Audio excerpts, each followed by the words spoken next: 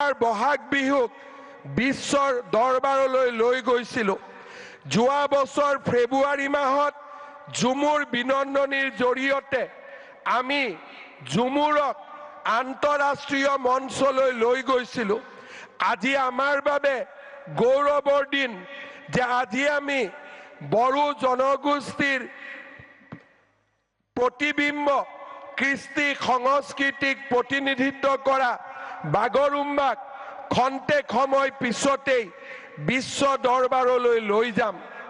শ্ৰদ্ধা ৰাইজ, প্ৰধানমন্ত্ৰী নৰেন্দ্ৰ মোদী ডাঙৰীয়াৰ উপস্থিতিয়ে আজি আমাক এক অনন্য গৌৰৱ প্ৰদান কৰিছে।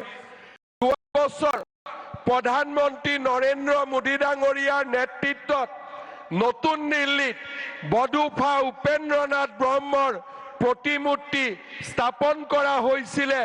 নতুন দিল্লীৰ এটা পথ বডুফা উপেন্দ্ৰনাথ ব্ৰহ্মৰ নামত উৎসৰ্গিত কৰা হৈছিলে। হাগ্ৰামা মহিলাৰী ডাঙৰীয়াই উল্লেখ কৰিছে কি ধৰণে 2003 চনত BTCলৈ স্থায়ী শান্তি উভতাই আনিবলৈ প্ৰধানমন্ত্ৰী বাজপেয়ী ডাঙৰীয়া আৰু 2020 চনত প্ৰধানমন্ত্ৰী নৰেন্দ্ৰ মোদী ডাঙৰীয়াৰ নেতৃত্বত শান্তি চুক্তি স্বাক্ষৰ হৈছিল। আজি বড়োলেণ্ড এটা শান্তিৰ দ্বীপলৈ পৰিণত হৈছে। BTCৰ নেতৃত্বত আজি লাহে লাহে বড়োলেণ্ড এখন উন্নত জীৱন্ত প্ৰাণৱন্ত এক অঞ্চললৈ ৰূপান্তৰ হৈছে।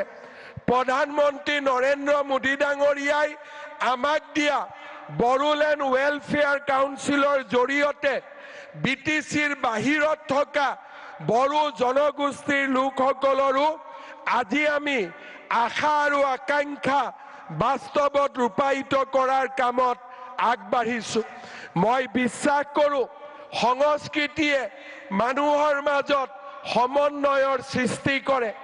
বাগৰুম্বাৰ এই প্ৰদৰ্শনে বড়ো জনগোষ্ঠীক আমাৰ অন্যান্য অসমত বাস কৰা জনগোষ্ঠীৰ ওচৰ চপাই লৈ আহিব এখন বৰ অসম আৰু এখন মহান ভাৰতৰ আধাৰশিলা স্থাপন কৰিব।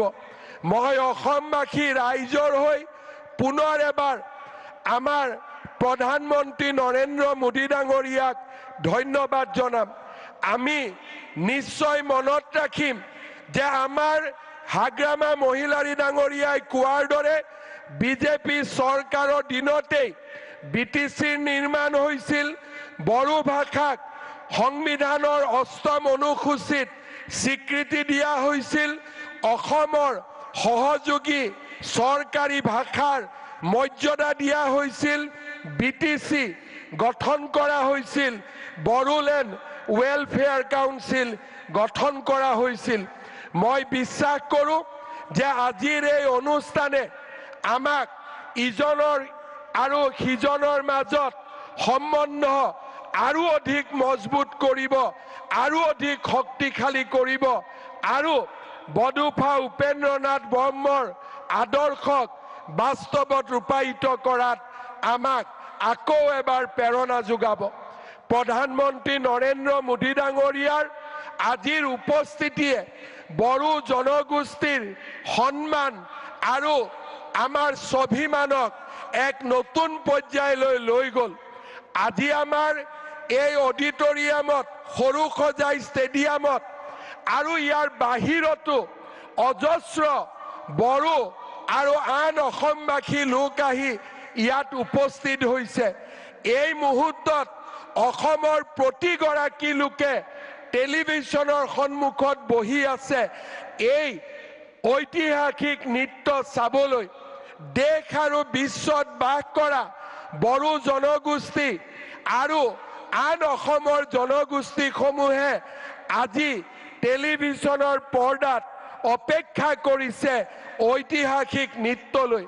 প্ৰধানমন্ত্ৰী নৰেন্দ্ৰ মোদী ডাঙৰীয়াক আমি কিহেৰে ধন্যবাদ জনাম? আমাৰ সন্মুখত একো ভাষা নাই।